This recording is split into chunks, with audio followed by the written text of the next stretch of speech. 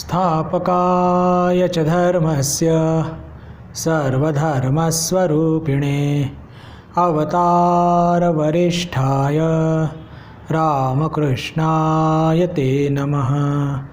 जननीं शारदां देवीं रामकृष्णं जगद्गुरुं पादपद्मे तयो श्रित्वा प्रणमामि मुहुर्मुहुः। नमः श्रेयतिराजाय विवेकानन्दसूरये सच्चित्सुखस्वरूपाय स्वामिने तापहारिणे श्रुतिस्मृतिपुराणानाम् आलयं करुणालयं नमामि भगवत्पादं शङ्करं लोकशङ्करं। शङ्करं शङ्कराचार्यं केशवं बादरायणं सूत्रभाष्यकृतौ वन्दे भगवन्तौ पुनः पुनः भगवन्तौ पुनः पुनः। नमस्कार. आपल्या सर्वांचं पुनश्च एकदा या व्हर्च्युअल वर्गामध्ये मनःपूर्वक स्वागत. आज बुधवार आणि ठरल्याप्रमाणे आपण आत्मबोध या ग्रंथावर चर्चा करणार आहोत. आत्तापर्यंत आपण 27व्या श्लोकापर्यंत त्याची चर्चा केली होती. 27व्या श्लोकामध्ये आपण चर्चा केली होती की जोपर्यंत आपला हा जीवचैतन्याचा भाव जोपर्यंत नष्ट होत नाही किंवा जीवचैतन्याचा भाव हा विरून त्याच्या ठिकाणी आत्मबोध हा येत नाही तोपर्यंत आपल्याला भय हे सतत आपल्या पाठीशी असणारच. ज्या दिवशी आपला हा जीवभाव जीवचैतन्यत्व ज्ञान उद्भवल्याने हा विरून जाईल त्या दिवशी आपल्यामध्ये असलेले सर्व प्रकारचे भय त्यातून आपली मुक्ती होणार. ही चर्चा आपण सखोल मागच्या वेळेस केली होती. आज आपण 28वा श्लोक घेऊया. 28व्या श्लोकाची एक प्रारंभिक चर्चा मागच्या वेळेस आपण केली होती. आपल्या सर्वांनासुद्धा स्मरणात असेल, पण ती म्हणजे एकदम सुरुवात झाली होती. आज आपण त्या श्लोकाला वाचूया, त्याचा अर्थ वाचूया आणि मग त्याचं विवेचन करूया. आत्मावभासयत्येको बुद्ध्यादिनिन्द्रियाण्यपि दीपो घटादिवत् स्वात्मा जडैस्तैर्नावभास्यते. आत्मवाभास्यते त्येको बुद्ध्यादिनिन्द्रियाण्यपि दीपो घटादिवत् स्वात्मा जडैस्तैर्नावभास्यते. काय अर्थ आहे याचा? दिव्यामुळे जशा घटादी वस्तू प्रकाशित होतात त्याप्रमाणे बुद्धी इत्यादी इंद्रिये देखील एका आत्म्याद्वारे प्रकाशित होत असतात. बुद्धी स्वयं जड असल्याकारणे आपल्या स्वतःलाच ती प्रकाशित करू शकत नाही.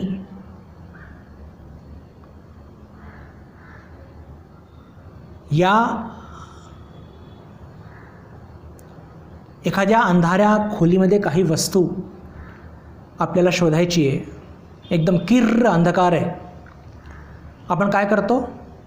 एक दिवा घेऊन जातो आणि दिवा त्या वस्तूला प्रकाशित करत असतं आणि मग ती वस्तू आपण हुडकतो आणि प्रकाशित झाल्याने ती सापडतेच आणि ती वस्तू पण घेऊन येतो आपल्या कामाकरता.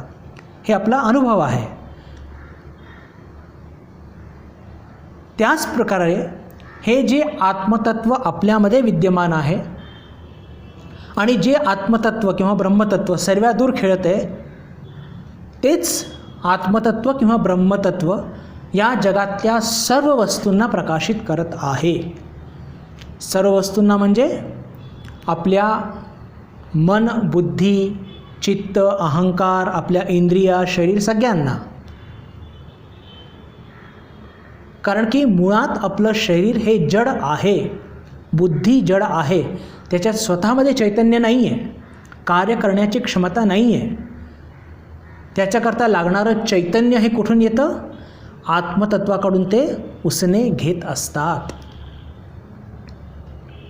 हा तर त्याचा एक सोपा एकदम अर्थ झाला. आता आपण थोडंसं त्याच्या विवेचनाकडे जाऊया. पुन्हा सांगू इच्छितो की जे ब्रह्मतत्व सगळ्यात दूर विलसत आहे,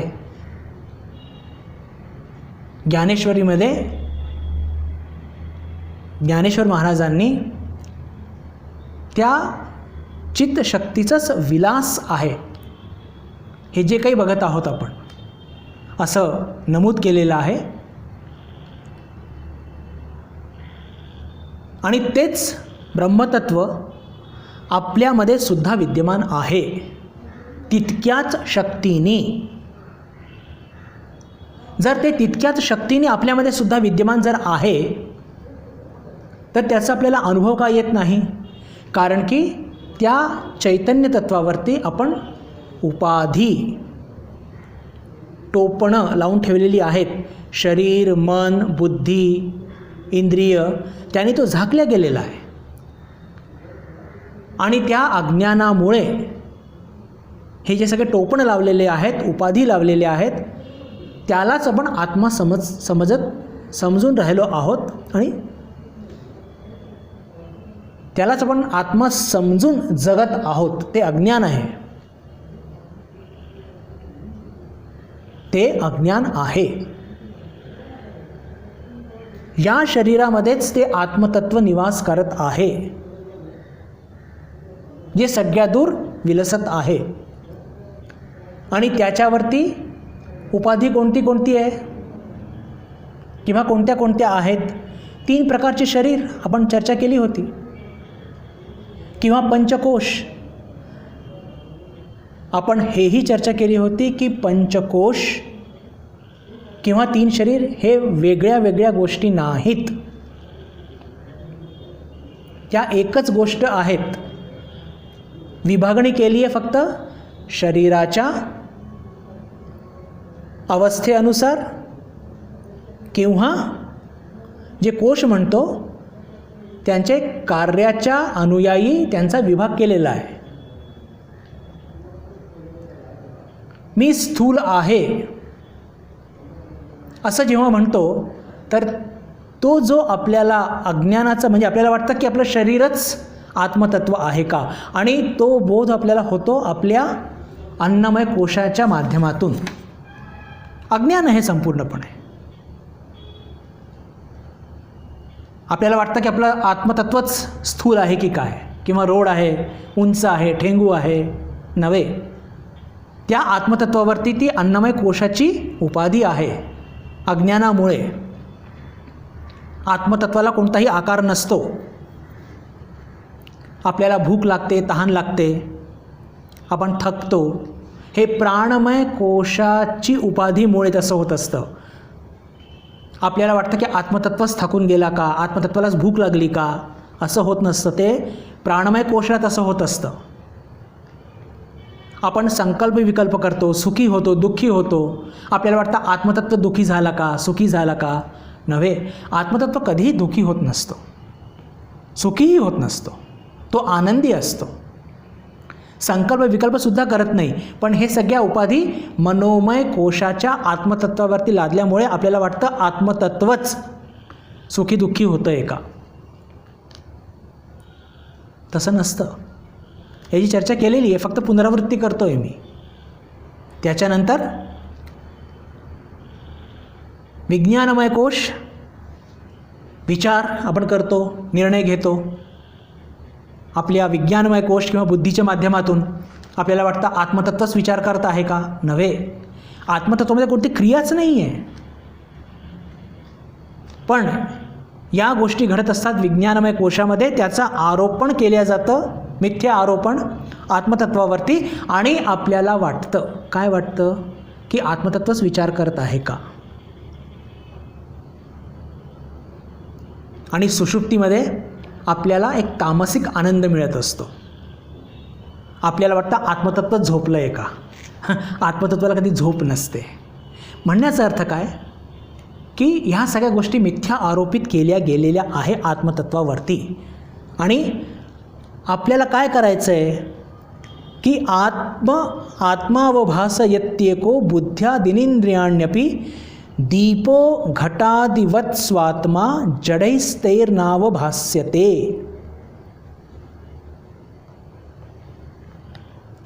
आपल्यामध्ये जे आत्मतत्व आहे ते आपल्याला गवसत का नाही आहे, त्याचा अनुभव का येत नाही आहे. आपण म्हणतो आत्तासुद्धा तो उपलब्ध आहे, तो नित्यसिद्ध आहे, कारण की त्याच्यावरती या पंचकोशांची उपाधी आपण त्याच्यावरती लावून बसलेलो आहोत. आणि ज्या दिवशी आपण विवेक करून या पंचकोशापासून आपण वेगळे आहोत, आपण म्हणजे आत्मतत्व वेगळा आहे हे आपल्याला गवसेल, त्या दिवशी आपल्याला सुद्धा त्या आत्मतत्व अनुभवात येणार आहे. आपल्याला काय करण्याची आवश्यकता आहे, विवेकाद्वारे हे सगळे पंचकोश आत्मतत्वाहून वेगळे आहेत अशी आपल्याला साधना करायची आहे. आपण करतच आहोत. आता इथे एक प्रश्न आपल्या मनामध्ये नक्कीच निर्माण होईल, की पहा, या जगामध्ये आपण जे काही ज्ञान प्राप्त करतो त्याच्याकरता आपल्याला इंद्रिय म्हणजेच उपकरण लागतात. माझ्यासमोर हे पुस्तक आहे, मी पुस्तक वाचतो. कशाच्या माध्यमातून? डोळ्यांच्या माध्यमातून, बुद्धीच्या माध्यमातून त्याच्यावरती विचार करतो. म्हणजेच काय, की जेव्हा आपल्याला काहीतरी लौकिक ज्ञान प्राप्त करायचं असतं तेव्हा आपण आपल्या इंद्रियांचा उपयोग करतो, आपल्या मनाचा उपयोग करतो, आपल्या बुद्धीचा उपयोग करतो. आता आपल्याला इथे एक प्रश्न मनामध्ये पडतो, की आत्मतत्व जर याचा आपल्याला बोध घ्यायचा असेल तर आता आपण चर्चा केली की आपल्याला विवेकाद्वारे हे मन, बुद्धी, चित्त, अहंकार, इंद्रिय या सगळ्यांपासून त्या आत्मतत्वाला वेगळं करायचं आहे. जर आपण त्या इंद्रियांना, मन, बुद्धीला आत्मतत्वापासून वेगळं केलं तर मग आपल्याला आत्मतत्वाचं ज्ञान कसं होईल? प्रश्न कळला का? आज आपण जे काही लौकिक ज्ञान प्राप्त करत आहोत ते इंद्रियांच्या माध्यमातून आणि बुद्धीच्या माध्यमातून, मनाच्या माध्यमातून. हा मोबाईल मी बघत आहे, ही वास्तू मी बघत आहे डोळ्यांनी, हे पुस्तक बघत आहे, वाचतो, विचार करतो. म्हणजेच काय, इंद्रिय, मन, बुद्धी या सगळ्यांचा उपयोग करतो. काहीतरी चांगलं भजन ऐकलं, बरं वाटतं, कानाने ऐकतो. काहीतरी सुवास आला, मग आपण म्हणतो की अरे वा, उदबत्ती फार छान आहे. अशीच उदबत्ती मी अमुक आश्रममध्ये सुद्धा याच प्रकारचा सुवास येत होता. म्हणजे काय, की आपण इंद्रियांच्या माध्यमातून सतत ज्ञान घेत असतो लौकिक. नुसते इंद्रियच नाही तर मन, बुद्धी यांच्या माध्यमातून सुद्धा घेत असतो. आणि आता आपण चर्चा करत आहोत की जर आपल्याला आत्मतत्व अनुभवात आणायचा आहे, आपल्याला आत्मतत्व जर अनुभवात आणायचं आहे तर आपल्याला ते आत्मतत्व किंवा या इंद्रिय, मन, बुद्धी या सगळ्यांना वेगळं करावं लागेल. आणि या उपकरणांना वेगळं केलं तर आपल्याला आत्मतत्व कसं गवसेल? तर पहा, आत्मतत्व कधी पण इंद्रियांच्या माध्यमातून गवसत नसतं. इंद्रियांच्या माध्यमातून किंवा मन, बुद्धीच्या माध्यमातून आत्मतत्व त्याचा अनुभव कधीच येऊ शकत नाही. लौकिक गोष्टींचं ज्ञान आपल्याला इंद्रियांच्या माध्यमातून होतं, मनाच्या माध्यमातून होतं, बुद्धीच्या माध्यमातून होतं. पण आत्मतत्वाचं ज्ञान कधी पण मन बुद्धी इंद्रियांच्या माध्यमातून होत नसतं. का होत नसतं? कारण की मन बुद्धी इंद्रिया हे सर्व काय आहे? हे सर्व जड आहे.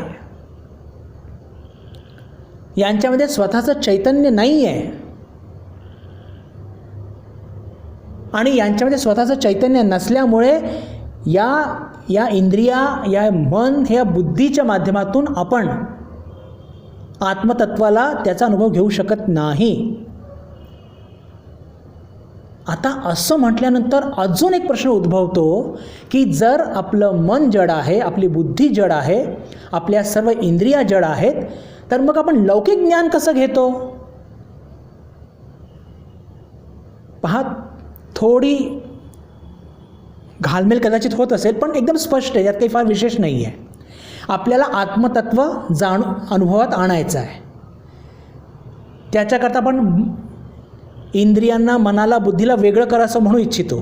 आणि जर वेगळं केलं तर आपण कोणत्या माध्यमातून आत्मतत्वाला जाणणार आहे, हा प्रश्न आहे. मन, बुद्धी आणि इंद्रिया हे जड असल्याने आत्मतत्वाचा अनुभव यांच्या माध्यमातून घेऊ शकत नाही, मान्य केलं. पण याच इंद्रियांच्या माध्यमातून आपण लौकिक ज्ञान तर घेत असतो. ते कसं? त्याचं उत्तर असं की हे मन, बुद्धी, इंद्रिया हे जड असून हे प्रकाशित होत असतात, हे चैतन्य घेत असतात आत्मतत्वाकडून. आत्मतत्वाकडून चैतन्य घेऊन ते चैतन्यमय होतात आणि ते उसने चैतन्य घेऊन त्यांच्यामध्ये चैतन्य शक्ती खेळत असते आणि त्या चैतन्य शक्ती, त्या उसने चैतन्याच्या माध्यमातून आपण या लौकिक ज्ञान आपण घेत असतो. आलं का लक्षात? मन, बुद्धी, इंद्रिया सगळे आपल्या हे सगळं जड आहेत. मग यांच्या माध्यमातून आपण आत्मतत्व प्राप्त करू शकत नाही. जर आत्मतत्व प्राप्त करू शकत नाही तर मग लौकिक ज्ञान कसं घेतो? कारण की आत्मतत्व या सगळ्या मन, बुद्धी, इंद्रियांना प्रकाशित करतं, किंवा मन, बुद्धी, इंद्रिया हे सर्व आत्मतत्वाकडनं प्रकाश किंवा चैतन्य उसने घेतं. आणि उसने घेतल्यानंतर आपल्याला हे सगळ्या गोष्टी प्रकाशित होतात आणि आपलं त्याचं ज्ञान होतं. हे मोबाईल, हे वास्तू, ही पुस्तक जर काही कारणामुळे आत्मतत्वानी या मन, बुद्धी, इंद्रियांना प्रकाशित नाही केलं तर आपल्याला या सगळ्या संसाराचं ज्ञान होणार नाही, लौकिक ज्ञान होणार नाही. जसं चंद्रमा, त्याला स्वतःचा प्रकाश नाही आहे, तो काय करतो?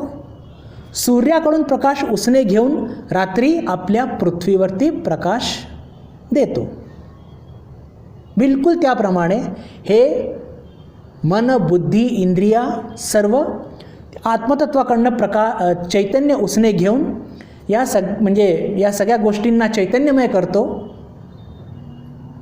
म्हणजे आपल्या इंद्रिया,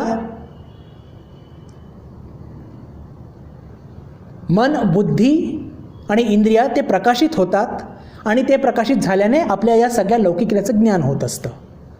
आता शेवटचा आणि महत्त्वपूर्ण प्रश्न की जर उसने चैतन्य घेऊन मन, बुद्धी, इंद्रियांनी लौकिक ज्ञान होत असतं तर उसने प्रकाश घेऊन आत्मज्ञान होऊ शकत नाही का? कळला प्रश्न? की हे मान्य केलं, मन, बुद्धी, इंद्रिया आपल्या सर्व या सगळ्या जड आहेत, प्रकाश चैतन्य उसने घेतात आत्मतत्वाकडून, त्यातून आपल्याला लौकिक ज्ञान घडतं. पण तोच उसने प्रकाश जर त्यांनी उलटा आत्मतत्वावर टाकला तर आत्मतत्व आपल्याला गवसणार नाही का? नाही. का नाही हो? का नाही गवसणार? सोपं उदाहरण घेऊया की दिवसा आपल्याला सूर्य जर बघायचा असेल तर आपण काय दिवा घेऊन सूर्य बघतो का? त्या छोट्याशा दिव्याने तो सूर्य प्रकाशित होणार का? नाही. चंद्रमाच्या प्रकाशाने सूर्य प्रकाशित होईल का? नाही, अशक्य आहे. बिलकुल त्याच धर्तीवरती, त्याच आधारे आपण असं सांगू शकतो की आत्मतत्वाकडून उसने घेतलेला हे जे चैतन्य आहे त्याच्या माध्यमातून लौकिक ज्ञान होऊ शकतं, पण आत्मतत्वाचं ज्ञान होऊ शकत नाही. आत्मतत्वाला चैतन्य देणारं कोण आहे? तर आत्मतत्वच आहे. आत्मचैतन्याला चैतन्य देणारं दुसरं कोणी त्याला चैतन्य देऊ शकत नाही. हे जे मन, बुद्धी, इंद्रिया जे प्रकाशित झाले आहे उसने चैतन्य घेऊन, ते पुन्हा चैतन्य रिफ्लेक्ट करू शकतात का आत्मतत्वावरती? नाही. जसं एक लहानसा दिवा सूर्याला प्रकाशित करू शकत नाही, चंद्रमासुद्धा सूर्याला प्रकाशित करू शकत नाही, कारण की तो स्वतः त्याच्याकडूनच सगळं त्यांनी प्रकाश घेतलेला असतो. आणि एवढंच नाही, एक छोटंसं उदाहरण घेऊन याला अजून स्पष्ट करूया. की कल्पना करा की एखाद्या बिचारी एक व्यक्ती आहे, ती बिचारी खूप गरीब आहे आणि ती गरीब व्यक्ती काय करते की एका शेठजीकडनं 1000 रुपये उसने घेत असते. आता 1000 रुपये उसने घेतल्यानंतर ती व्यक्ती त्या शेठजीला पुन्हा काही 10 रुपये लोन देऊ शकणार का? तो शेठजी म्हणेल, कसला मूर्ख मनुष्य, माझ्याकडून याच्याकडे पैसे नाही आहे म्हणून माझ्याकडनं 1000 रुपये घेतले आणि आता मलाच म्हणतोय की तुम्ही 10 रुपये माझ्याकडनं लोन घ्या. हे शक्य आहे का? मुळीच शक्य नाही आहे. तसंच हे जे आपलं मन, बुद्धी, इंद्रिया किंवा पंचकोश म्हणूया, हे सर्व आत्मतत्वाकडून चैतन्य उसने घेत असतात आणि प्रकाशित होत असतात, कार्य करत असतात. पण यांच्यामध्ये ती ताकद नाही आहे की हे उलट आत्मतत्वाला प्रकाशित करू शकतील, चैतन्य देऊ शकतील. म्हणूनच या मन, बुद्धी, इंद्रियांकडून आत्मतत्व कधीही अनुभवात येऊ शकत नाही. मी पुनरावृत्ती करतो याच वाक्याची. मन, बुद्धी, इंद्रिया किंवा पंचकोश हे जड आहेत. आत्मतत्वाकडून चैतन्य घेऊन प्रकाशित होत असतात, कार्य करत असतात. पण यांच्यामध्ये ही ताकद नाही आहे की आत्मतत्वाकडून चैतन्य घेऊन उलट हेच आत्मतत्वाला प्रकाशित करतील, चैतन्य प्रदान करतील, असं शक्य नाही. म्हणूनच पंचकोशांच्या माध्यमातून किंवा मन, बुद्धी, इंद्रियांच्या माध्यमातून कधीही आत्मतत्व आपल्याला प्राप्त होऊ शकत नाही. मग आपल्याला अजून एक उदाहरण घेऊया.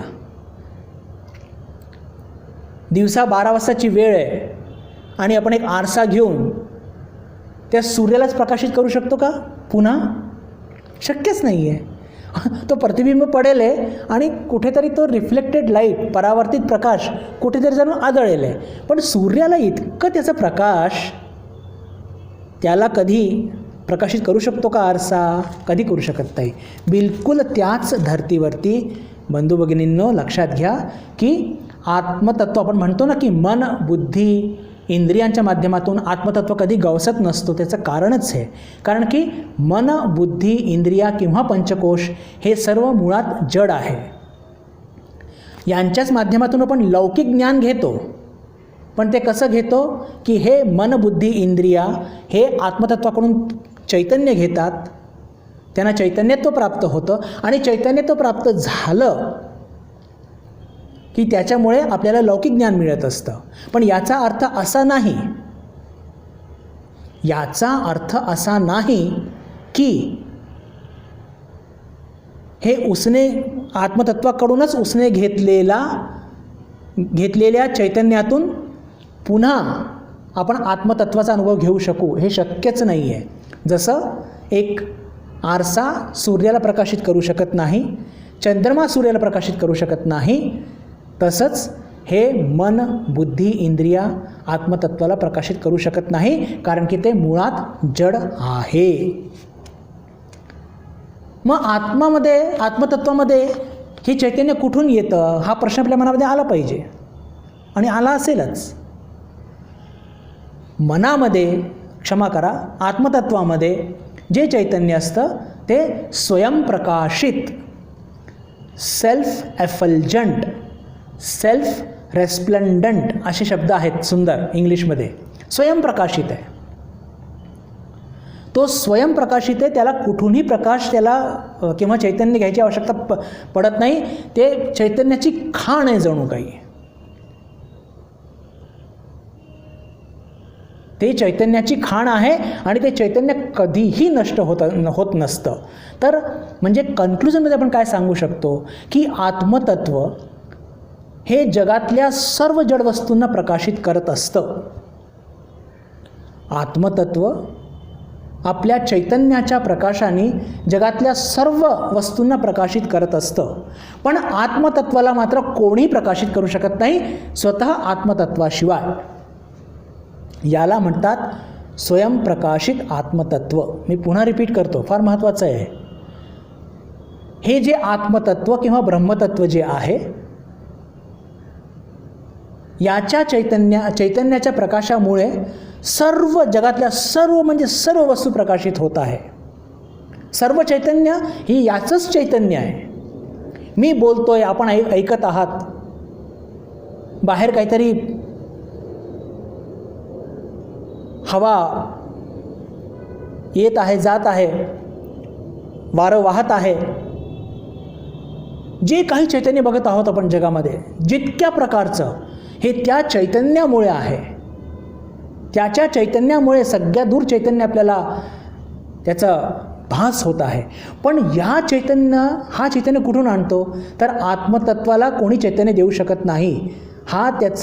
तो स्वतःच स्वयंप्रकाशित आहे, सेल्फ एफल्जंट. हे फार महत्त्वाचा सिद्धांत आहे. म्हणजेच काय की आत्मतत्वाला या जगामध्ये कोणीही प्रकाशित करू शकत नाही. तो स्वयंप्रकाशित आहे. पण तो जगातल्या सर्व चैतन्याचं मूळ कारण ते आत्मतत्व आहे. पण त्याला कोणी चैतन्य प्रदान करू शकत नाही. हे आपण लक्षात ठेवलं पाहिजे. आणि इथे रोज आपण भगवान श्रीरामकृष्णाची आरती गातो. त्या आरतीमध्ये शेवटी एक शब्द म्हणतो, ज्योतिर्ज्योती उजलरधिकंदर. म्हणजे भगवान श्रीरामकृष्ण कसे आहेत पहा. आरती हे एक भक्तीचा भाव आहे. आरती हा एक भक्तीचा भाव आहे. तर आपण जेव्हा भगवान श्रीरामकृष्णाची भक्ती करतो म्हणजे ते काय करतो की म्हणजे पहा, आता मी तुम्हाला तुमच्या पुढे ज्ञानयोगाच्या माध्यमातून किंवा ज्ञानमार्गाच्या माध्यमातून किंवा भक्ती मार्गाच्या माध्यमातून आपलं हृदय कसं प्रकाशित होऊ शकतं, आणि दोन्ही एकच गोष्ट आहे, हे तुमच्यापुढे मांडण्याचा प्रयत्न करतो. आधी ज्ञानमार्गाच्या माध्यमातून की जेव्हा आपण साधना करून आणि हे पंचकोशांचं निरसन करू की मी पंचकोश नाही, मी हे सूक्ष्म शरीर नाही, स्थूल शरीर नाही, कारण शरीर नाही, तेव्हा मला काय लाभेल तर मला लाभेल की मी तेच आत्मतत्व आहे. ते आत्मतत्व कसं आहे? सेल्फ एफल्जंट, स्वयंप्रकाशित.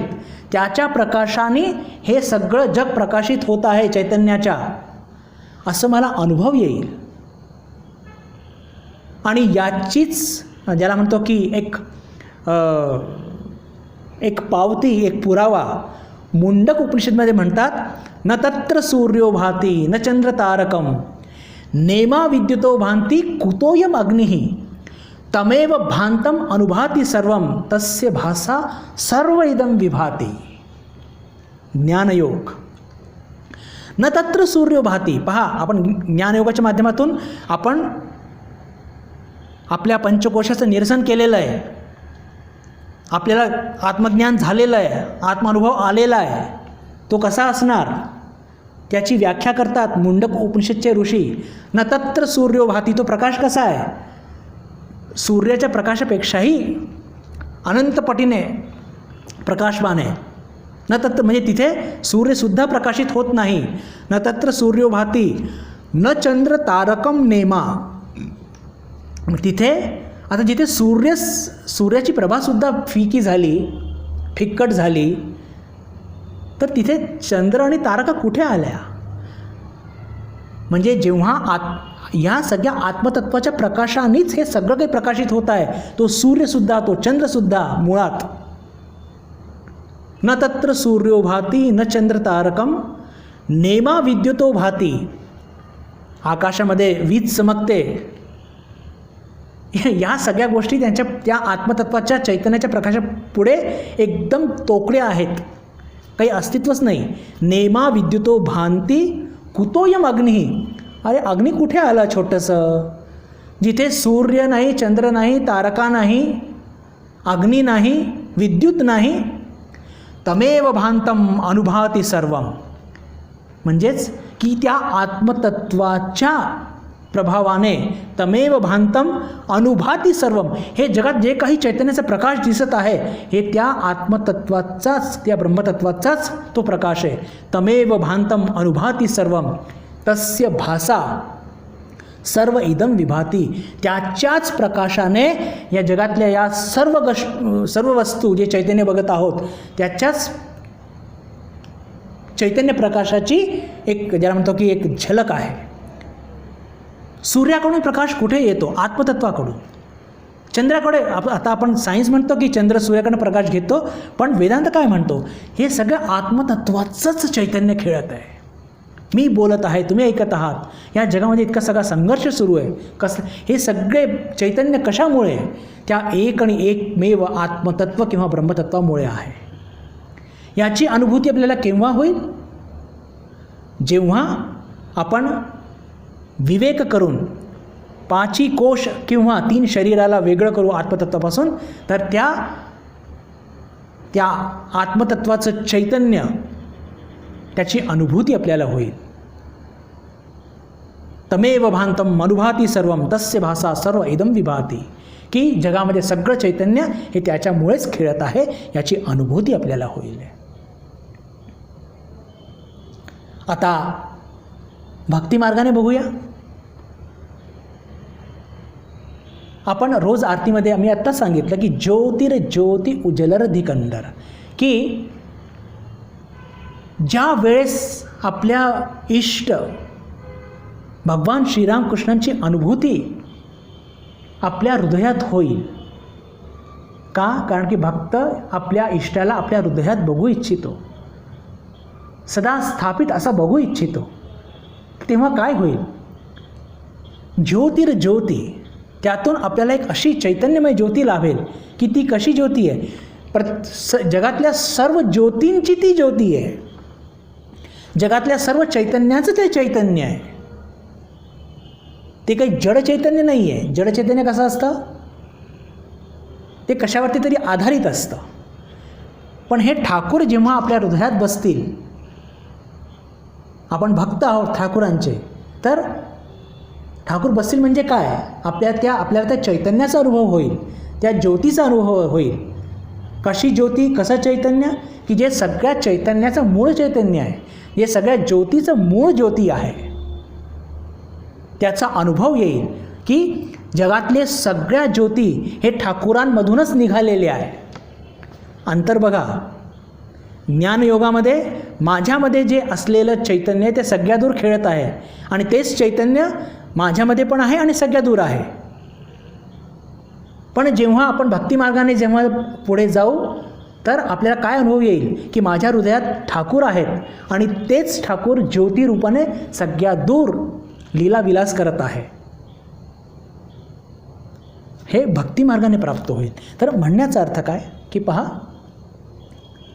ज्ञानमार्गाने जा की भक्तिमार्गाने जा, अनुभव एकच होणार आहे की सगळ्या दूर तोच एक चैतन्य खेळत आहे. तर म्हणण्याचा अर्थ काय की आत्मतत्व हे स्वयंप्रकाश आहे. आणि हीच गोष्ट या 28व्या श्लोकात सांगितलेली आहे. एकदा पुन्हा वाचून जरा संदर्भ लावून घेऊ, कारण की चर्चा बरीच झालेली आहे. की आत्मावभासयत्येको बुद्ध्यादिनिंद्रियाण्यपि दीपो घटादिवत स्वात्मा जडैस्तैर्नावभास्यते. म्हणजे आधी पहा, या ग्रंथाचं वैशिष्ट्य असं आहे की या ग्रंथामध्ये एक उदाहरण देऊन सिद्धांत मांडला गेलेला आहे. तर याच्यामध्ये उदाहरण काय दिलेलं आहे की एखाद्या वस्तू आपल्याला हुडकायची आहे. कल्पना करा की अंधारी खोली आहे, तर आपण काय करत असतो, त्या अंधारी खोलीमध्ये दिवा घेऊन जातो आणि दिवा जेव्हा त्या वस्तूला प्रकाशित करत असतं, बरोबर की नाही. तर बिलकुल त्याप्रमाणे आपली बुद्धी जी जड आहे,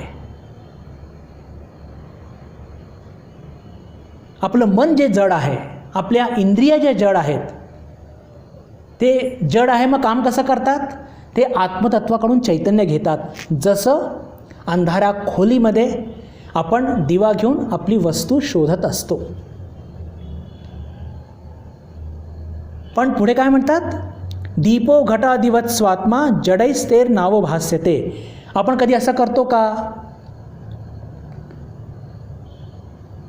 की एखादी जड वस्तू, म्हणजे कल्पना करा की आपल्या हातात एक अंधारी खोली आहे आणि त्याच्यामध्ये आपल्याला वस्तू काहीतरी शोधायला जायचं आहे आणि आपण एखादं काय म्हणूया कुलूप घेऊन गेलो. आता कुलूप घेऊन गेल्याने, एखादी जड वस्तू घेऊन गेल्याने त्या अंधारी खोलीमध्ये आपल्याला काही दिसेल का, काही नाही दिसणार. तसंच हे आत्मतत्व आपल्या जड बुद्धी, जड मन, जड इंद्रियांना प्रकाशित करतं. पण आपली जड बुद्धी, जड मन आणि जड इंद्रिय हे कधी पण आत्मतत्वाला प्रकाशित करू शकत नाही. आपण दिवा घेऊन एखादी वस्तू, दिवा घेऊन अंधारी खोलीमध्ये कुलूप आपण शोधू शकतो, आपल्याला सापडेल ते, कारण की दिवा त्या कुलूपाला प्रकाशित करेल. पण कल्पना करा की आपल्याला कुलूप शोधायचं आहे अंधारी खोलीमध्ये, खूप अंधकार आहे, किर्र एकदम, आणि दुसरं कुलूप घेऊन आलो आणि त्या कुलूप घेऊन पहिलं कुलूप शोधायला गेलो, मिळेल का आपल्याला, नाही. म्हणजेच काय, आत्मतत्व हे जडबुद्धी, जडमन, जड इंद्रियांना प्रकाशित करत असतं. पण जडबुद्धी, जड मन, जड इंद्रिया कधी पण आत्मतत्वाला प्रकाशित करू शकत नाही. मग आत्मतत्वाला प्रकाश किंवा चैतन्य कुठून लाभत असतं, तर ते स्वयंप्रकाशित आहे. स्वयंप्रकाशितची एक परिभाषा मी जी तुम्हाला सांगितली ती पुन्हा रिपीट करतो की आत्मतत्वाला सेल्फ एफल्जंट, सेल्फ रेस्प्लेंडंट किंवा स्वयंप्रकाशित का म्हणतात, कारण की आत्मतत्व किंवा ब्रह्मतत्व या जगातल्या सर्व चैतन्य जे बघत आहोत ते आत्मतत्वामुळे आहे.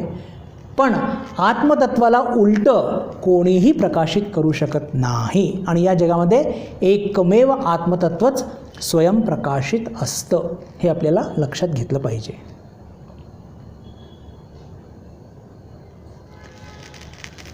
आत्ताच आपण चर्चा केली बंधू भगिनींनो की आपण विवेक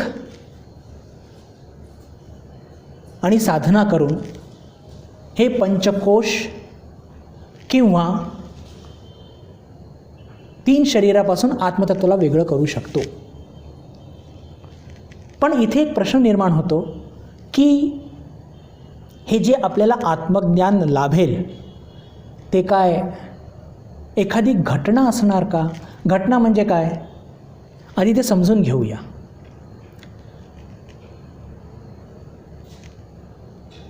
उदाहरण घेऊया की कल्पना करा की मी कधी मोबाईल बघितला नाही, कोणीतरी मला मोबाईल दिला आणि मग मी त्याला बघितलं, त्याला कसं ऑपरेट करतात हे समजलं. तर म्हणजे काय झालं की ती एक घटना माझ्या बुद्धीत घडली. ती एक घटना म्हणजे आधी मला मोबाईल माहीत नव्हतं आणि मोबाईल मिळाल्यानंतर मी 2-3 दिवसात त्या मोबाईलला त्यातलं ऑपरेट करणं शिकलं. याची साईज असा असतो, रंग असा असतो, याला असं करतात, तसं कॉल करतात, असं मेसेज करतात. म्हणजे काय झालं की मी विषय ठरलो आणि मोबाईल विषयी, क्षमा करा, मी विषयी ठरलो, सब्जेक्ट, आणि विषय कोण आहे? मोबाईल. म्हणजेच काय? विषय म्हणजे मोबाईल आणि त्याचा भोग घेणारा मी विषयी, म्हणजे सब्जेक्ट ऑब्जेक्ट रिलेशन झालं. मी सब्जेक्ट आणि ज्या ऑब्जेक्टला भोगत आहे तो मोबाईल. तर जिथे सब्जेक्ट आणि ऑब्जेक्ट असे संबंध असतात तिथे जे काही ज्ञान होत असतं त्याला आपण इव्हेंट किंवा घटना म्हणू शकतो. आलं का लक्षात? मी पुन्हा सांगतो, फार सोपं आहे की आपण जे काही लौकिक ज्ञान प्राप्त करत असतो, प्रत्येक लौकिक ज्ञान हे एक इव्हेंट असतं. प्रत्येक लौकिक ज्ञान, पुस्तक वाचणं पण असो, कदाचित मी इकॉनॉमिक्स कधी वाचलं नाही, पण एखादी मला इंटरेस्ट झाला, मी वाचायला सुरुवात केली. आधी मला ते ज्ञान नव्हतं, पण आता ते ज्ञान म्हणजे लौकिक ज्ञान होऊ लागलं. मोबाईलचं ज्ञान आधी मला नव्हतं. म्हणजेच काय? इकॉनॉमिक्सची पुस्तक माझ्याकरता ऑब्जेक्ट आहे, मोबाईल माझ्याकरता ऑब्जेक्ट आहे आणि त्याला भोग घेणारा मी सब्जेक्ट आहे. तर जिथे जिथे ऑब्जेक्ट आणि सब्जेक्ट आहे, जिथे जिथे भोग्य वस्तू आहे आणि भोगी आहे, तिथे तिथे जे काही ज्ञान मिळत असतं त्याला म्हणतो आपण घटना किंवा इव्हेंट. पण आत्मतत्वामध्ये काय घडत असतं? आता मजा बघा. आपण काय म्हणतो की अरे आत्मतत्व नित्यसिद्ध आहे, या क्षणीसुद्धा उपलब्ध आहे, फक्त आपल्या अज्ञानामुळे, या उपाधींमुळे त्याचा आपल्याला अनुभव येत नाही आहे. आत्मतत्व या क्षणीसुद्धा आपल्या सर्वांमध्ये ते खेळत आहे, चैतन्य सगळ्या दूर खेळत आहे, पण त्याच्यावरती उपाधी असल्याने, अज्ञानरूपी उपाधी असल्याने त्याचं बोध आपल्याला होत नाही आहे. मग काय करावं लागेल? अज्ञानाला दूर करा. आत्मतत्व प्रकाशित आहेच ऑलरेडी. आत्मतत्व ऑलरेडी उपस्थित आहेच. माझं म्हणण्याचा अर्थ काय की जसं मोबाईलचं ज्ञान हे एक घटना, एक इव्हेंट होतं, तसं हे इव्हेंट नसतं. आपल्याला आत्मज्ञान प्राप्त करायचं म्हणजे काय? अज्ञान दूर करायचं आहे. आत्मतत्व प्रकाशित आहेच, ऑलरेडी एक्झिस्ट आहे, या क्षणीसुद्धा उपलब्ध आहे. तुम्हालाही उपलब्ध आहे, मलाही उपलब्ध आहे. पण अज्ञानाचा जो पडदा इतका जाड आणि इतका गडद आहे की काही केल्या तो आपल्याकडनं आत्ता तरी दूर होत नाही आहे. एक उदाहरण घेऊन अजून समजण्याचा प्रयत्न करूया. हो, तो उदाहरण मी आधी कधी दिला आहे, पण संदर्भ म्हणून पुन्हा आपण चर्चा करूया. मला तुमच्यापुढे सिद्धांत काय मांडायचा आहे बंधू भगिनींनो, की ज्याप्रमाणे लौकिक ज्ञान, ज्याच्यामध्ये विषय आणि विषयी हा भाव असतो, तसा भाव आत्मज्ञानाच्या अनुभवात नसतो. तिथे म्हणजे तिथे कोणती घटना घडत नसते. का? कारण की आत्मतत्व ऑलरेडी आहे. अज्ञान दूर करायचं आहे, ज्ञान प्रकाश संकेल, म्हणजे तिथे काय सब्जेक्ट ऑब्जेक्ट नाही आहे. तिथे जाणायचं काय आहे? आत्मा. जाणणारा कोण आहे? आत्मा. आलं लक्षात? मला मोबाईल जाणायचा आहे, मोबाईल माझ्यापासून वेगळा आहे, मी जाणतो, ऑब्जेक्ट आहे आणि मी सब्जेक्ट आहे. ते भोग्य वस्तू आहे आणि मी भोगता आहे. हे असे संबंध आहे. जिथे असे संबंध असतात तिथे इव्हेंट म्हणजे तिथे घटना घडते आणि ज्ञान मिळतं. इकॉनॉमिक्सची पुस्तक ऑब्जेक्ट, मी सब्जेक्ट, भोग्य वस्तू मी भोगता. पण आत्मतत्व तर ऑलरेडी आहे. अज्ञानामुळे ते मला कळत नाही आहे फक्त. पण जेव्हा माझं अज्ञान हळूहळू विवेकाच्या माध्यमातून, साधनेच्या माध्यमातून कमी होईल, तेव्हा काय घडेल? आत्मतत्वाद्वारेच आत्मतत्वाचं ज्ञान होईल. आपण आत्ताच चर्चा केली, मन, बुद्धी, इंद्रिया जड आहे, त्याच्या माध्यमातून आत्मज्ञान होऊ शकत नाही. मन, बुद्धी, इंद्रियांच्या माध्यमातून जे ज्ञान होतं तिथे सब्जेक्ट ऑब्जेक्ट, भोग्य भोक्ता हा संबंध असतो, म्हणून तिथे घटना घडत असते. पण इथे आत्मज्ञानामध्ये जसा जसा अज्ञानाचा पडदा विरून जात आहे, काय होऊन राहिलं आहे की आत्मज्ञान किंवा आत्मतत्वाचा प्रकाश मला स्पष्ट अनुभवतो आहे. कशाच्या माध्यमातून? आत्मतत्वाच्या माध्यमातून. हे लक्षात घेतलं पाहिजे. आत्मतत्वाचं ज्ञान आत्मतत्वामध्येच होत असतं, इंद्रियांच्या माध्यमातून नाही, मनांच्या माध्यमातून नाही, बुद्धीच्या माध्यमातून नाही. का? कारण ते जड आहे. कधी पण आरसा सूर्याला प्रकाशित करू शकतो का? आपण आताच बघितलं, नाही, शक्यच नाही आहे. तर म्हणण्याचा अर्थ काय, जे मला तुमच्या पुढे एकदम ठासून मांडायचं आहे की हे आत्मज्ञान जे होत असतं बंधू भगिनींनो, हे इव्हेंट किंवा घटना नसते. आपण जे लौकिक ज्ञान घेत असतो ती इव्हेंट किंवा घटना असते. का? कारण की तिथे सब्जेक्ट ऑब्जेक्ट, भोग्य भोक्ता, दृश्य द्रष्टा हा भाव असतो. पण आत्मतत्वामध्ये काय आहे? जाणायचं काय आहे? आत्मा. कोण जाणणार? आत्माच. आत्माच ऑब्जेक्ट, आत्माच सब्जेक्ट. म्हणून हा इव्हेंट नसतो. हे काय असतं? हे रिमूव्हल ऑफ इग्नोरन्स, आपल्या अज्ञानाला दूर करणं असतं. जे उदाहरण मी तुम्हाला सांगू इच्छितो बंधू भगिनींनो, की पावसाळी दिवसामध्ये दिवसा डहाळी खूप मेघ येतात आणि मग काय होतं? सूर्याला ते झाकतात. सूर्याला झाकलं जरी असलं तरी त्या ढगांच्या मागे सूर्य तळपत असतो की नाही? तळपत असतो. पण मग आपल्याला सूर्याचा अनुभव काय येत नाही किंवा प्रकाश खूप कमी झालेला का दिसतो? कारण की तो अज्ञानरूपी मेघांनी, ढगांनी तो सूर्य आच्छादित झालेला असतो.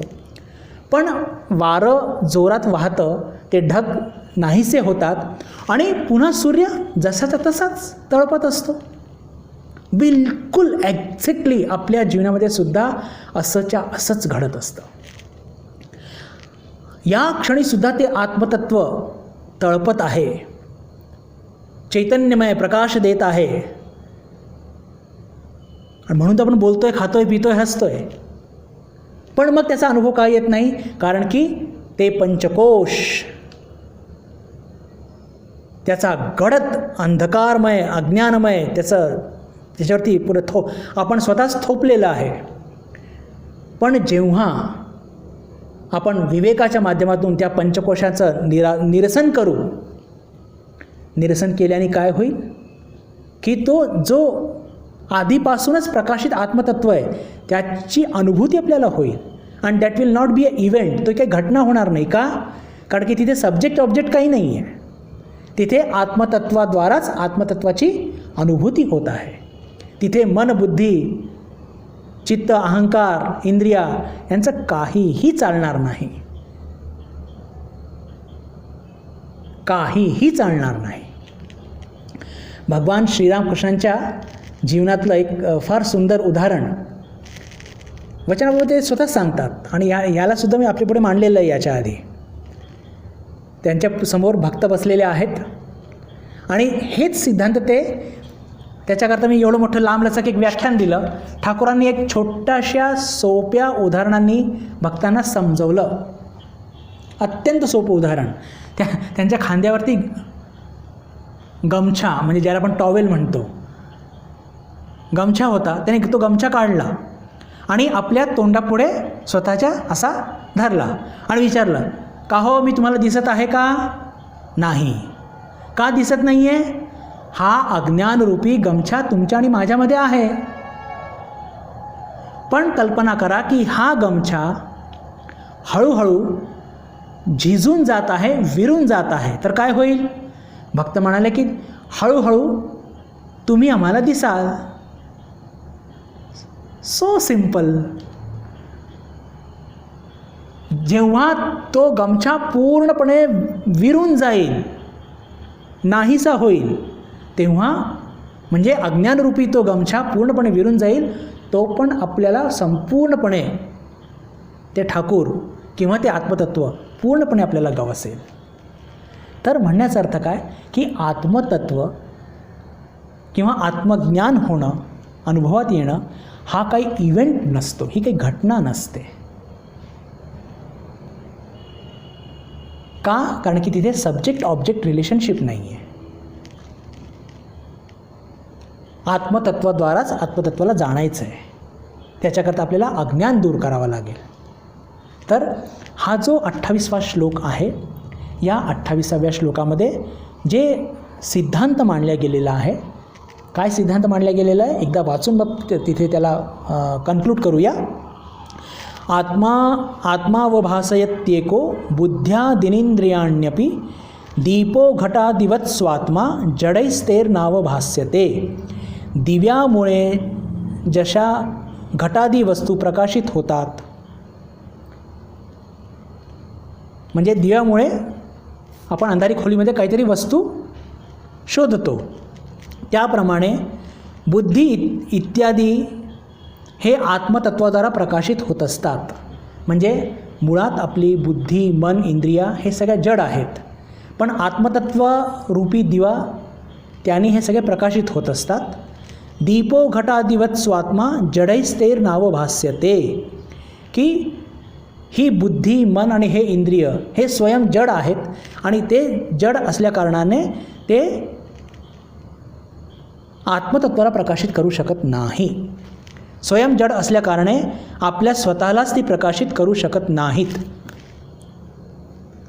हा पण एक प्रश्न आहे बरं, की आत्मतत्व या सगळ्या जड, हे जे जड बुद्धी आहे, जड मन आहे, जड इंद्रिय आहे, यांना प्रकाशित करत असतं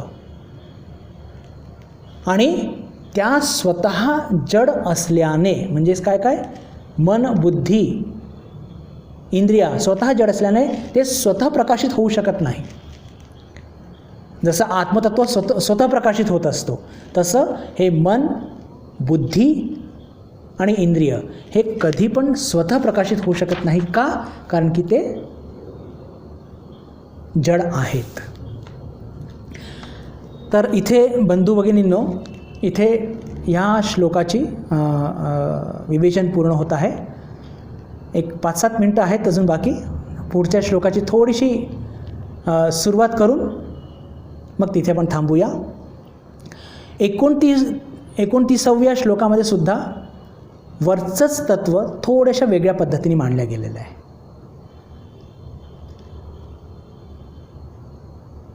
वरच्या श्लोकामध्ये सांगितलं गेलेलं आहे की दिवा वस्तूंना प्रकाशित करत असतो, पण वस्तू स्वतःला प्रकाशित करू शकत नाही. दिवा वस्तूंना प्रकाशित करू शकतो, पण वस्तू स्वतःला प्रकाशित करू शकत नाही. का? कारण की वस्तू स्वतःमध्ये जड आहेत. याच सिद्धांतावरती आत्मतत्व मन, बुद्धी, इंद्रियांना प्रकाशित करत असतं, पण मन, बुद्धी, इंद्रिया स्वतःला प्रकाशित करू शकत नाही. का? कारण की त्या मुळात जड आहे. हा सिद्धांत होता. आता 29व्या श्लोकामध्ये काय सिद्धांत आहे? स्वबोधे नान्यबोधेच्छा बोधरूप तथात्मनः न दीपस्यान्यदीपेच्छा यथा स्वात्म प्रकाशने. स्वबोधे नान्यबोधेच्छा बोधरूपतयात्मनः न दीपस्यान्यदीपेच्छा यथा स्वात्म प्रकाशने. काय याचा अर्थ आहे? जशी दिव्याला स्वतःला प्रकाशित करण्यासाठी दुसऱ्या दिव्याची आवश्यकता नसते, त्याप्रमाणे बोधरूप, ज्ञानरूप आत्म्याला स्वतःला जाणण्यासाठी अन्य कोणत्या बोधाची आवश्यकता नसते.